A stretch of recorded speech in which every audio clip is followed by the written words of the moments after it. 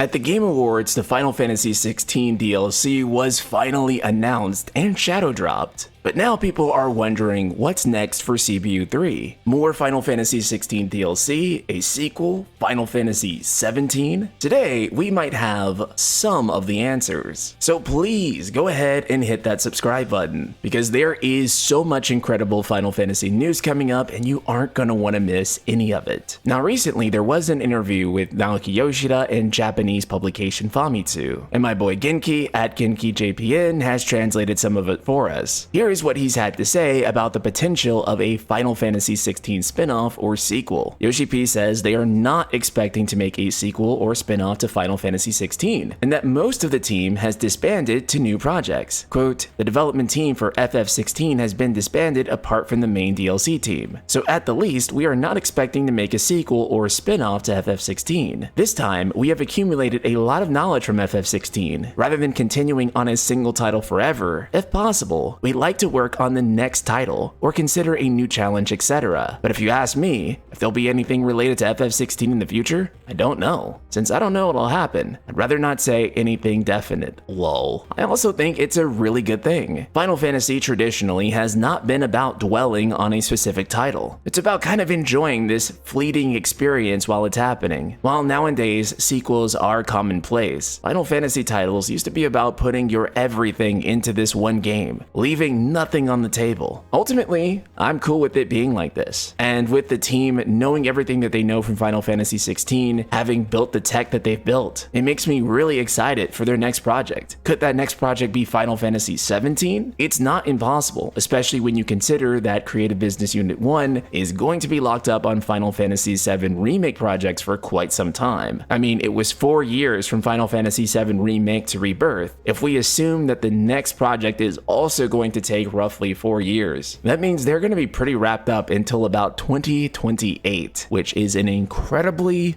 long time, and I would hate to see something like FF17 taking that long. Now, YoshiP has denied and showed skepticism that him and his team would be working on 17. He has said in the past that he believes that some other team is going to be doing that. That is possible. It's also possible that he's just lying his butt off, though it does raise a lot of questions about what the FF16 team will be up to next. Will it be a brand new IP? That's also entirely possible, as YoshiP has stated before that having the Final Fantasy brand on a project can be somewhat limiting, as people have certain expectations about what a Final Fantasy should be. Now, this translation of the same interview from Famitsu comes from Audrey, and for those of you who were hoping to get some playable characters in this other than Clive, I have some incredibly unfortunate news for you that you probably aren't gonna like. Final Fantasy XVI DLC director Kuji Ryoka mentions that they saw lots of new players commenting on social media asking for DLCs to focus on other characters aside from Clive. He says that while that would make a lot of sense, it would unfortunately require creating a completely different battle system, while also leaving aside the progress he made as Clive throughout the base story. Since FF16 is Clive's story,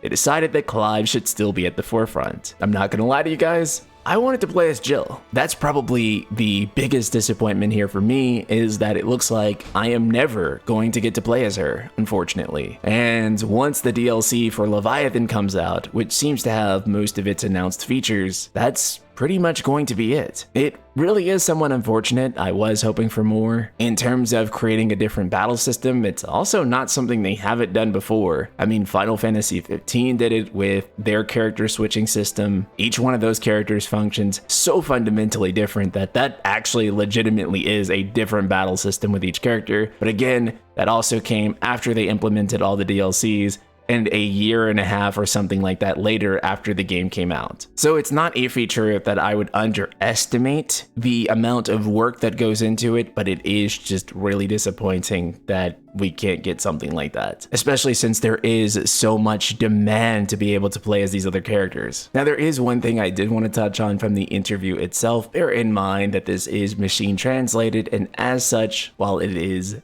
generally accurate, there is always a lot of stuff that can be lost in the nuance. However, I did find this pretty interesting just as a discussion point. It says that Final Fantasy XVI is the first numbered work to completely focus on action. What was the reaction to that? And YoshiP said, surprisingly, there there was a lot of negative reaction to the game's departure from the turn-based combat format in North America. Of course, there were not zero negative reactions in other regions, but I think it was fewer than I had imagined. However, on the other hand, there were also movements by people who hoped for the development and future potential of the FF series to successfully neutralize the community by conveying the FF likeness of FF16. Thanks in part to that support, I have the impression that more and more people are genuinely appreciating us after the initial reaction has calmed down. And I know exactly what he's talking about. There was huge discourse in social media with regards to whether Final Fantasy XVI is an actual Final Fantasy or not leading up to its release. And this was all mostly predicated on the game being action. And I think he views that as ultimately helping the game and changing a lot of people's minds. Ultimately, to me, I'm indifferent to whether Final Fantasy continues as turn-based or action. What I like is deep, strategic, satisfying combat, which I don't think is inherently action or inherently turn-based. Indeed, I've played deeply strategic action games, and I've played absolutely brain-dead turn-based games. I also think that there is a wonderful middle ground when you can achieve it. Final Fantasy VII Remake has achieved a great synergy between the old command system and its own brand new action system. Battles that feel intense and feel great as an action game, while also being strategic like you'd expect from a good turn-based game. Ultimately, I don't think it's really about being action or turn-based, even though people argue about those things so much. What I think that people are ultimately looking for is the experience that they got from those things. And I think the experience is really more about looking at your gear and deciding which gear is good for a fight, looking at your materia, junctions, sphere grid setup, and figuring out how you want to build those characters and what you want to do for that specific boss. Because you've been losing to that boss, and then you go back into the menus, and you fiddle around with things, and you start min-maxing, and you figure out, well, okay, the boss is weak to this element, and they do damage at this element, so I want to do this, and then move this to here, and equip Cure to you, and equip Faraga to you, and then I want to go back into the fight, and then I want to completely demolish the boss. That experience